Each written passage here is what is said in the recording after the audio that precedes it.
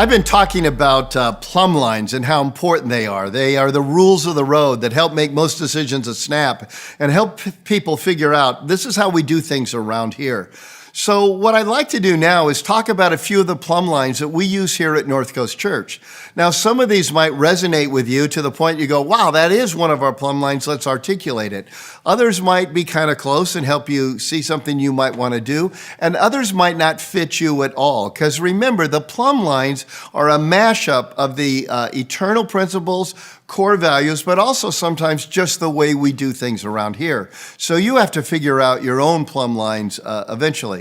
But when we talk about them at North Coast Church, one of the ones we always talk about, it's kind of first on our list, is what we call health over growth. Now, by that we mean, with that little soundbite, that when forced to choose between the health of our church and the growth of our church, we are always going to choose the health of our church. Now, that doesn't mean we're going to just navel gaze and take care of ourselves and let the rest of the world go to hell in a handbasket. But what it does mean is that there are times where we have the opportunity to grow in front of us, but we must remember if we grow in a healthy way, that in the long run, we're going to kill off our ministry and what God wants to do.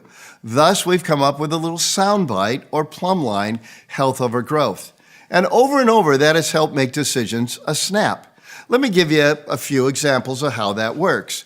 For instance, if you think of a children's program and you've got a bunch of volunteers in this program, if I were to ask you what's best for the kids in the children's program, to have the same teacher every single week, or a teacher 2 weeks on, 2 weeks off, 2 weeks on, 2 weeks off, you'd all understand, well, for the kids, the best thing is, and probably growing the church, the best thing is a consistency.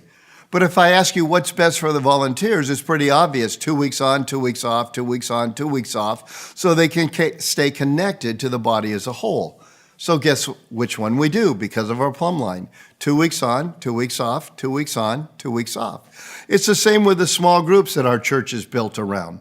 The best thing for our church growth would be to have them year-round, especially in summer when new families are moving into the community.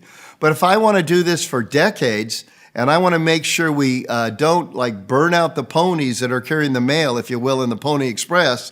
If I want to make sure we're taking care of those people, then what I'm going to do is I'm going to give them a break.